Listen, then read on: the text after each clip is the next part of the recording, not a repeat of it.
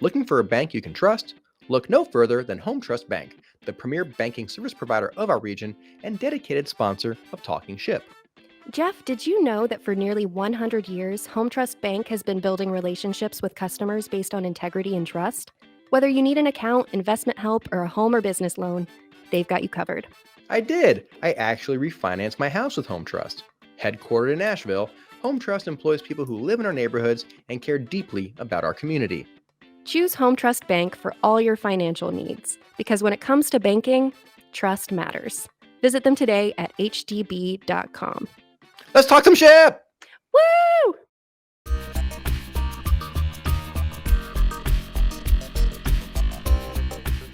Greetings, shipheads, and welcome to Talking Ship, the Venture Asheville podcast where we talk about issues and topics in entrepreneurship. If you're looking for a podcast on bankrupt cruise lines, that's our sister show, I'm Gonna Lose My Ship! This is Talking Ship, and this is the final episode of Season 3. Who are we? We are the Venture Asheville team. Venture Asheville is the high-growth entrepreneurship initiative of the Economic Development Coalition for Asheville-Buncombe County. Simply, we build entrepreneurs and get startups funded. And I'm Jeffrey Kaplan, the ship's captain, director of Venture Asheville, lover of infomercials. That's true. As a kid, I would stay up late watching infomercials on cable. And it's what I love. I love the style. I love the history. I love Ron Popeil, all of it. And if you want to see 5 local infomercials with a bent toward fundraising startups, try out our new Investomercials on www.ventureasheville.com/investomercials.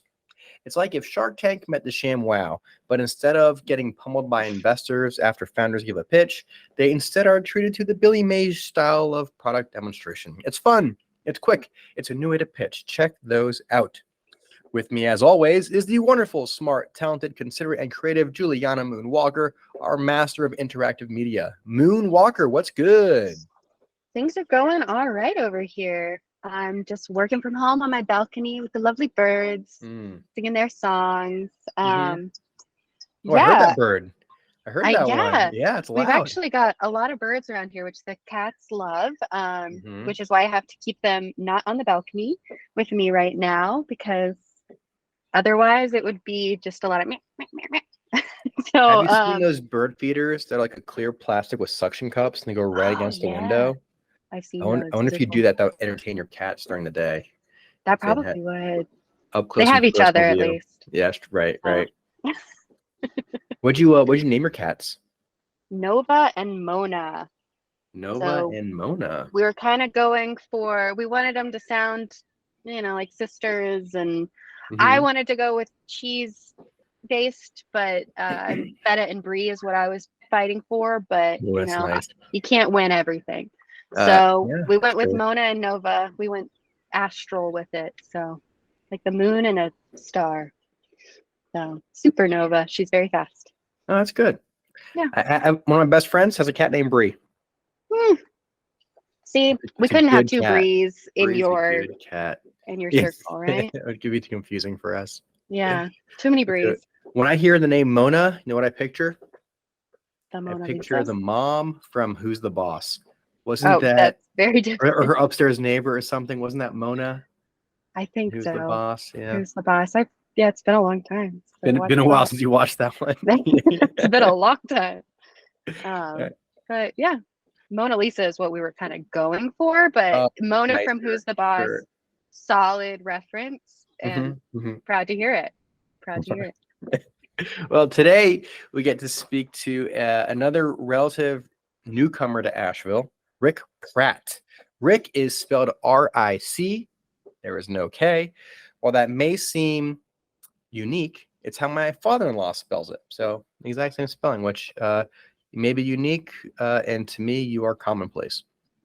I don't like how that came out. I'm sorry, Ric. I didn't mean to say it that way. It's kind of rude, Jeff. I meant to say familiar. I meant to say it's familiar, not commonplace, but it's like a warm hug from my father-in-law when I talk to you. There we go. That's what we were going for. He doesn't listen to the show. It's fine. Ric joined Venture Asheville. I was trying to figure this out 2.5 to 3 years ago as a mentor. And then shortly after that, with another mentor, you started a little meetup group called the Asheville Digital Nomads. AVL N- Digital yeah, Nomads. AVL Digital Nomads. And now, skip ahead almost exactly 2 years, and nearly 2% of the city's population is represented in this little group, which is unbelievable. So we have a ton to hear about just the who you were before coming to Asheville, how you come to Asheville, and just really hit on such a vein of opportunity that just seems to be bursting forth with more activity and more talent.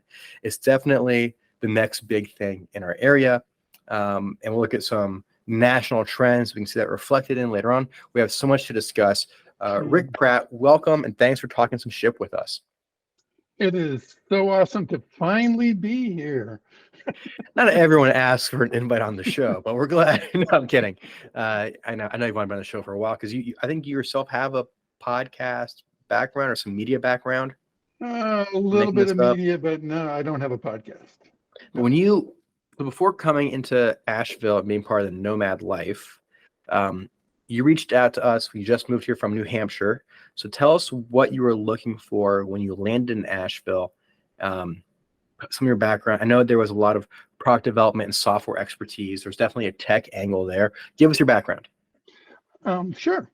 So came down, I call it, north of Boston, AKA Southern New Hampshire, where I had 3 different software startups, 2 of which had successful exits, and very involved in the tech community in New England.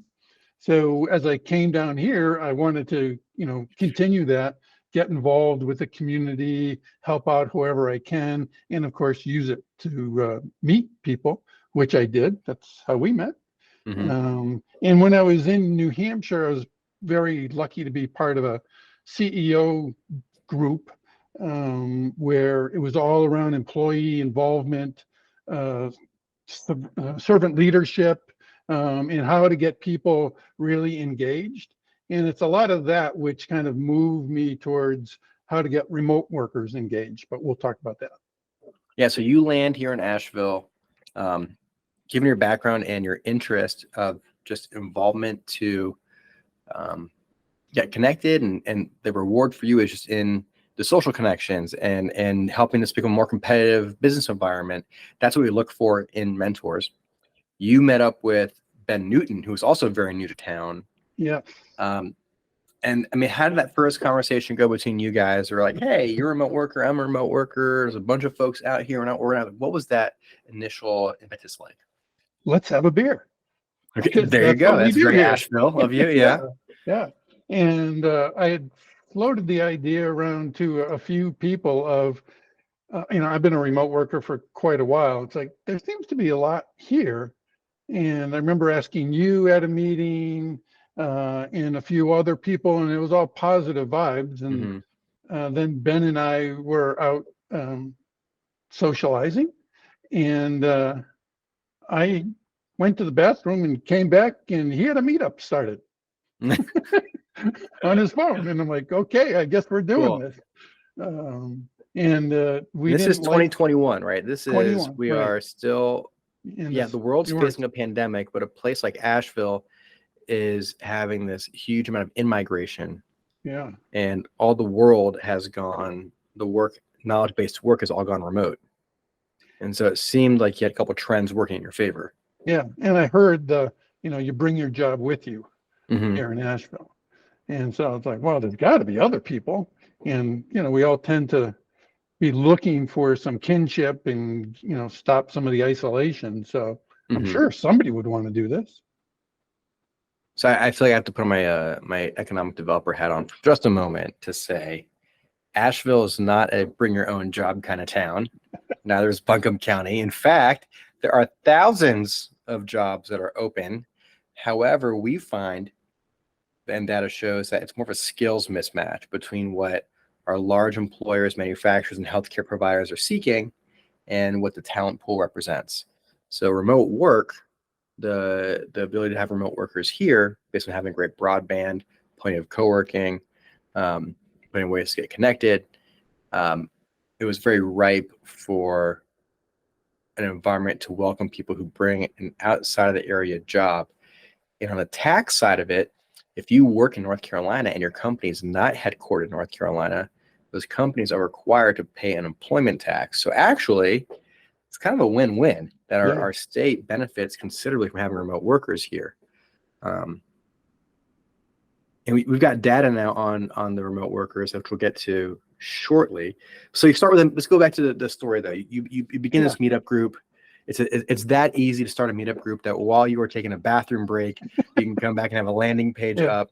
And what you guys kind of throw a flag up and say, hey, on this day at this time, we're gonna have a meetup. And if you're around, holler at us. Not even. We're like, oh, we'll get to that later. And all of a sudden people just started joining the group. We had no event. Oh, interesting. That's like, oh, I guess we should do that. And is that just from meetup.com's suggestion algorithm, if you will, or probably, yeah. And Desiree in your office gave me some confidence of where to go with an event and how to do it, because she's the pro at that, of course. She is, we planted a flag 2 years ago at the Wedge, and 30 people signed up. Most importantly, 30 people showed up, which 100%. High rate. Yeah. Was it right after a mentor meetup we had? It was like piggybacking on that. So you and Ben were already at the brewery, and then like Elevate leaves and these newcomers show up. Yeah. And that's where Desiree said, well, why don't you just go here? Yeah. I'm like, got it. The Wedge that location, that foundation has been an incredible supporter of our program. I mean, for any events we have, that's a great spot. The Cloud Room and staff there really love being a community resource. All right. So how did you define a digital nomad? Because I think people who fall under that umbrella have many roles. I think digital nomad is like someone in a van life who's cruising through, popping around, maybe spend a few months in Thailand, and then they go somewhere else and somewhere else. How do you define it? Well, the name we used was purely marketing branding, because it just sounded way cooler than AVL remote workers.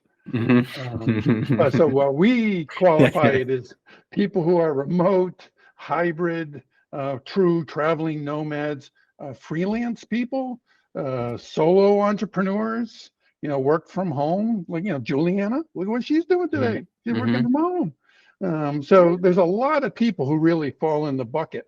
And we're not really that hardcore and disqualifying people. So yeah, you're awfully inclusive. So you start with breweries, social events after the Wedge. Was it another happy hour after that? You had a number of social events before getting into the subgroups, right? Oh yeah, we were all social events for quite a long time. Highland, Hillman, Highwire, all the H's. Basically brewery to brewery, going around town. And just mostly we tried a number of different things. Maybe we do programming of how to organize yourself being remote. That just fell so flat. People just wanted to connect and have an environment, so we just leaned into that. We've listened a lot to all the members, what different people want, and used that quite a bit, following it. So we just kind of moved like that through the first year, and our membership was growing, and we thought on our first anniversary, which was a year ago, again at the Wedge. So late June 2022. Right. If we could have 500 people, that would blow our mind. And we just before then, there was an article about the 7th fastest growth area or for tech we were mentioned in that article. Yeah, LinkedIn ranked the 20 fastest growing new tech hubs essentially by change in pre-pandemic and late pandemic job changes, and Asheville ranked top 7, like number 7 out of 10. And that was released the same week or week before your meetup. And then it was picked up by a number of other places. AVL that went pretty far locally. And so our numbers just went through the roof after that, and things super just really went positive. So do you remember going back to June 22, 1 year in, about how many members you had? Well, we hit our number, so we were at over 500. Yeah. Okay. Yeah. And then by the end of that year, we were over 1,000. And then, all right, so it's just spoil the punchline here. So 2 years in, how many members do you have? Yeah, we're about to hit 1,700 Yeah, out of by a the end city of the of week. 96,000 people, they're Yeah, growing at over 100, and it seems to be growing faster and faster. This yeah. growth rate you're incurring of over 100 new members a month. So what's that driven by? Is it all in migration, or is it people who've been here for a while that are now remote workers, or a little bit of both? Where do you see the action coming from? Quite a bit of in migration, Mm-hmm. the biggest one. Every meeting, there's always somebody new. We do have quite a bit of people who are true nomads coming through the area, and they Mm-hmm. find us and Mm-hmm. join. And as you know, because you've talked to some of them, they stay because Mm-hmm. of our group, which I think is crazy, which I thank them so much. Well, that's what people are looking for. They're looking for, I want to work from anywhere. I want to enjoy where I'm going to be. I want the best quality of life. I want the best social, intellectual peers I can find. And they're finding them through the nomads. They're Yeah. finding them at your group. Yeah. Let me pause. I keep saying your group, and I know that's not accurate. You're just the face I put with it because you're my direct contact with the group, my conduit for action. But you've got a number of organizers, you've got co-founders, and generally you don't want to be a hierarchical group. Yeah. I really, from the outset, want this to be bottom up. Mm-hmm. So it's about the community, and I'm more shepherding than leading, if you will. We've got so many people, Sarah and Corey, who've been with Sure. me, really early, and we'll go through some of the other growth in a moment with some of the ideas. But so many members of like, what can I do? How can I help? I'd like to have this kind of event or that kind of event. So it's just been a delight to help everyone. So between recognizing the best in folks and giving them a platform, and not putting your own agenda or beliefs on the group, right? You're letting the group and the membership dictate what kind of events they want to have. Yeah. So I mean, that in itself is a leadership style. It's I don't want to call it facilitation because so easily it could be manipulated by an individual agenda, and you're not letting self-interest get in the way of this. I want to commend you for really being at the front of a movement and letting the movement be its own thing and not the Ric Project. Well, I feel like I would stifle it somehow. Mm-hmm. The energy itself is more than I ever expected. Sure. So got to let it roll. So tell us more about how that organization happens and the hierarchy or the pods. What if I jumped in the group today? What would I expect? How do I get involved? Where do I go? Is there a website? Is there Slack? Is there a little bit Mind Melds? I'm watching a lot of Star Trek lately. One of our other big events is a Friendsgiving event, and last year, we'd had a Mojo Social Center, and Sarah put up on the wall big paper an asks and offer board, and it was really popular. A lot of people putting different things on the board, and it was like, okay, let's get this on Slack. Let's have in between meetings. We want conversation to happen. Slack took off slowly. Thank you, Ryan Appleton, for getting that rolling. But it started to move, started to turn. The asks and offers, the intros. We have impromptu meetups. So it brought together a lot of things in between and helped the community form more. Again, so we're growing, and then we really weren't, into my mind, fulfilling our mission of creating a social community with such fast growth, but only having a couple events a month. So in March, we had a volunteer event. If you wanted to volunteer, 20 people showed up. I more or less kind of talked about a vision, and then everyone just took off and coming up with, hey, well, let's have community service events, and let's have outdoor recreation, hiking, and came up with book clubs and brunches and lunches and more co-working events. And people just, I'll be responsible. And it just grew. So that's what we call pods, all these organizations, because cooler than committees. Right. So the pods are self-governing. Yeah. They create an event, and they put it on Slack or goes to the Meetup page. Everything's on Meetup. Everything. Yeah, meetup.com. Okay. Meetup.com is where all the registration happens, where people sign up. But we advertise it, of course, on Slack, on Instagram. And then, over the winter also, it was part of the pod was a business pod, because there's the marketing and all the back end stuff. So, Gary joined on, and he volunteered to do the website. So that over the winter came out, because we were missing people who were in town, but were not on MeetUp, and they had no way to find us. So that's our way to get, a larger audience, if you will. So I want to give listeners a taste of what happens on the Slack channel. So I'm just scrolling through the impromptu meetups, the last 3 or 4 posts. People are coordinating, carpooling, going downtown for the July 4th festival and fireworks in Pack Square.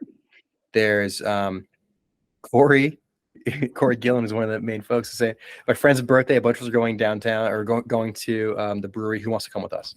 Like that kind of welcoming environment to say, I'm a stranger, I don't know anybody, but I can get plugged in and meet some friendly faces that are going to be welcoming no matter who shows up, right? Like it's really nice to be part of that. And then you got Ryan Appleton, who started Slack with Lazy Tiger Hostel opening in Woodfin. He's promoting local filmmakers film screening. So you get culture, you get fun, you get social, right? I think wasn't there a baseball game? There's lots of opportunities to like see the best and experience Asheville. If you just dropped in here and have a spaceship, you're like, I work for a company out in New York and I don't know anybody, you will find your tribe. You will find people, you will find things to do. You will get the best you can go hiking, right? The book clubs too. Like you will find your people in the Nomads. It's really inspiring. Again, Rick, I do credit a lot to your leadership of not getting too far in front of it and letting it grow organically, letting it just happen naturally without trying to overthink or overprogram or over systematize something. Just let people do what people do best, organize and be together. Yeah. From that very first meeting that I spoke about, the most obvious thing for me was, holy cow, the quality of these people are amazing. Right.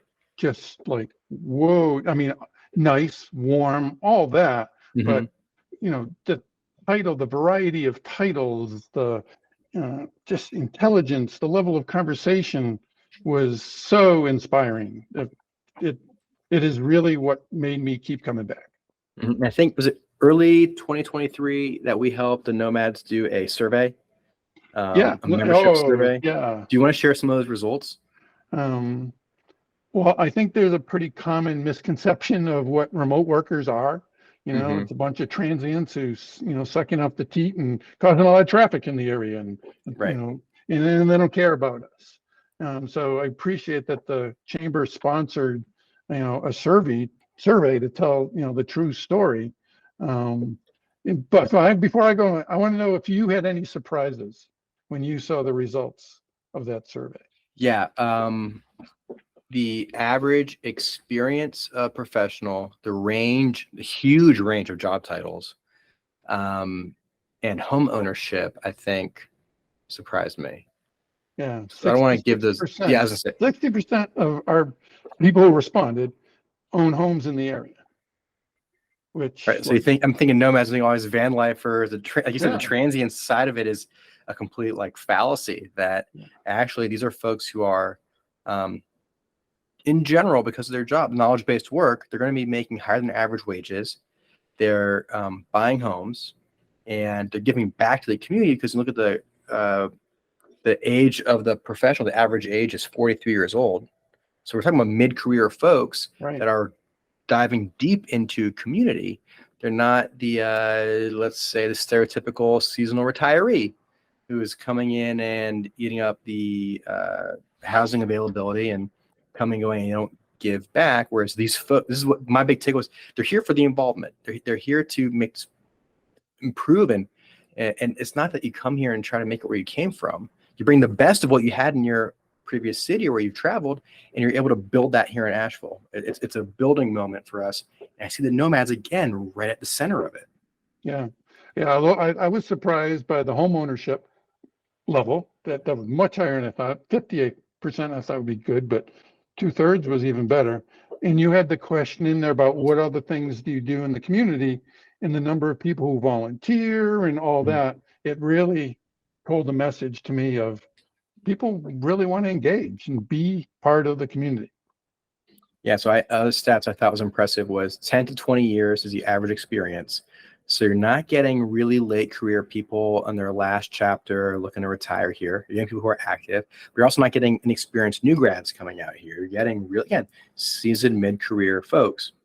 And the gender split was surprising. I think you think, right, these tech workers coming to town, it's going to be this, the male and pale thing, and it's not. It is 50-50 on the gender split. Yeah, that was shocking to me coming from Boston, which was all tech and all dudes. Mm-hmm. So this was very nice. Prior to the pandemic and the in-migration and the organization of these digital nomads, economic development is focused on talent recruitment for a really long time. Right, we got companies here, they got open roles, where we're going to find tech workers for our tech companies, because again, it goes back to wages, and we're measured by number of jobs and wages we create over the county average of $47,000 a year for Venture Asheville. That's like one of our key metrics. So the nomads, right, because pretty much everyone's, I shouldn't say pretty much everyone, it would seem like the types of work are generally going to be in that higher than average range. But now that the folks are here, it's not so much about the recruitment and retention, but about talent activation. How do you feel your role is in, being the quarterback of 1,700 people? Again, very talented, very experienced, very smart people here in town. How do we activate them? One of our newer initiatives is topic-based meetups. And, with AI being in the forefront so much in the last few months, we've had some people, Ben and Julio, who've stepped forward wanting to talk more about AI. And it's like, sure, whatever you want to do, I'll help make it happen. Mm-hmm. So, we got them some meetings together. Ben's is more use case on AI. Julio's is more technical. And the first thing you notice is, again, the quality of conversation. Mm-hmm. And what was just going on in my head was we need more of this, because, if you think of this group compared to just pure non-organized, the level of conversation was beyond anything I've seen before. So putting together, I call them collaboration labs, more mm-hmm. like that, so that, we have some learning potential for everyone to take it further on different use cases, of which, yes, Jeffrey Kaplan will be a presenter. I was just looking that up if that was published. Let's go to the website right now. Yeah, but getting ready. So next month, you're going to be a speaker for the AI user group. So that's looking forward to it. But the collaboration that works, I think is so amazing, to bring up everyone's skills and knowledge on different topics, even if that's not your core thing. So when there's a marketing collab getting started, well, if you're an entrepreneur or a solopreneur, having marketing conversations is helpful. It helps everyone. Same thing with AI and others that we'll have too. So I see the talent activation as a bit longer term play. And I think this is probably, I'm sure I've shared this with you, and I've definitely published it on our newsletter and things, that I see this group as looking at just that average job turnover. And through conversations I was having, if you jump into town, you've got a company in, say, anywhere from 12 to 36 months, you might be looking for a new job. And my hope and expectation is that folks who are involved and committed to the Asheville regional community, while they're looking everywhere, they'll also entertain local opportunities. They'll give them a chance to at least look locally before, when they wouldn't have otherwise. So I think that we're looking at the long-term change in our local workforce, so working for local headquarter companies, but also just the rates of entrepreneurship and the rates of people starting businesses. How many people who moved here and joined the Asheville Digital Nomads in the next 2 to 5 years are going to start their own business? And those will naturally be locally headquartered startups. And so we want to be, the welcome mat for them to say, hey, you've been here, you love the community. Now you're going to go on the other side of it, from the employee to the founder side. Let us help you. And I'm very optimistic that we'll see a huge increase in new venture creation again, you can point it back to membership in the digital nomads. Yeah, I could not agree more. There's a lot of people who want to stay here and then just be part of the energy. And I think we keep seeing more and more people getting involved in more of the entrepreneurship events that you're putting on and so forth. So that's only going to continue. Yeah, we've been proud to sponsor and partner with AVL Digital Nomads for the last 2 years, and looking forward to many more years of partnership and support. So in your wildest dreams, those are my dreams for the next 5 years. I think we'll see a lot more next steps. You know, they come here with a job, they go for a new job, or they're going to start a venture. I see that in my next 5 years. What are your visions for the next 5 years of this group? And your wildest dreams, what could it become? Well, we love getting wild. Yeah. So, we locally enrich the global value of remote workers. I see us being for workers what the Chamber of Commerce is for companies. Oh, cool. It's well said. To really organize and activate workers. You see it as a model for communities in other cities where the in-person connection of the remote workforce is lacking. So we can, help that out. Our perspective is that the nature of work has shifted forever, and everyone is way more about life-work balance. Life comes first in this equation, and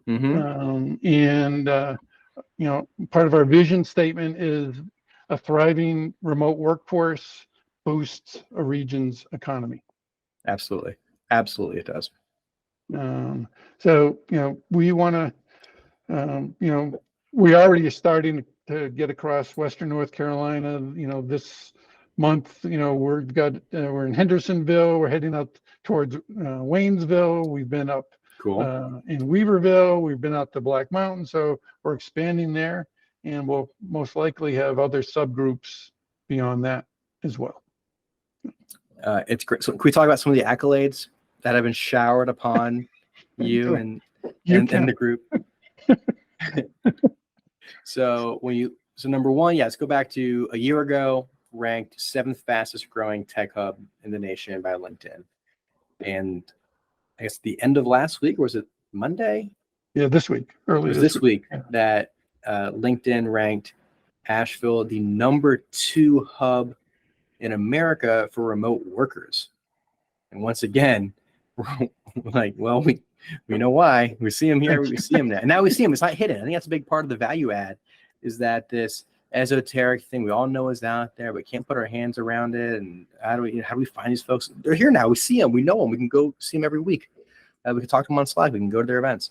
And then the other probably biggest accolade you've ever received would have to be the 2022 Venture 15 Venture Asheville Honors Award for Ecosystem Support Organization of the Year, which I think that was great when your team won that.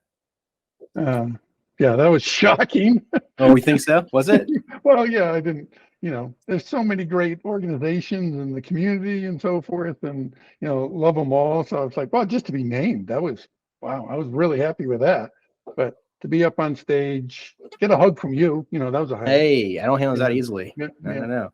It's harder to win than the award sometimes. I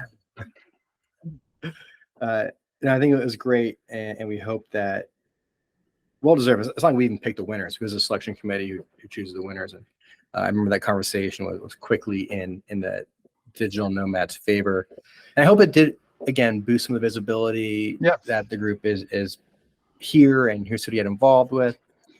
I'm always so impressed where I see the digital nomads showing up, like even outside of that bubble, when you see them trickle and ripple into other communities. So I went to a Halloween party, the Hatch co-working Halloween party, and Sarah and Corey, I think it was Sarah's mom, show up as like gnomes. They were like digital nomads. And they were the digital nomads. Yeah, it was like they're really into it. Right? It's part of their culture identity. And it's definitely been a place people are finding friendships, finding relationships, and that's what builds social fabric of communities. Without social fabric, there's nothing to tie the group together. And I think, Rick, again, your leadership, leading from behind, listening to the market and responding to their needs, it's showing to be extremely successful. And a lot of fun. I'm just having Also a ball. important to have, for sure. Yeah. Now, as per tradition on Talking Ship, the final question goes to our master of interactive media, Moonwalker. Jay, you have a question for Rick and the AVL Digital Nomads? Yeah, I mean, I think I'll keep it pretty simple. I mean, you throw a lot. Okay, sorry, outside noises. This was the choice I made. Many digital nomads are outside Yes, workers, I believe. they are. They stay outside on their balconies, just like me. But anyway, the question was, what is a favorite event that you've thrown? What's something that you've really enjoyed going to with AVL Digital Nomads?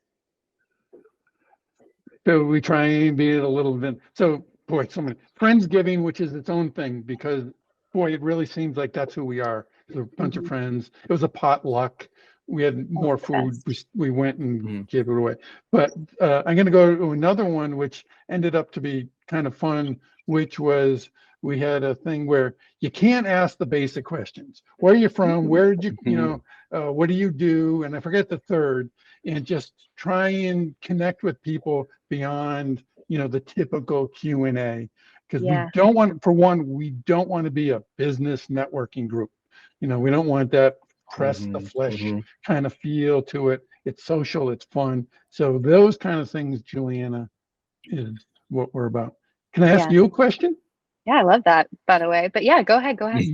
You're working from home. I am. I don't see your name on the list. Ooh.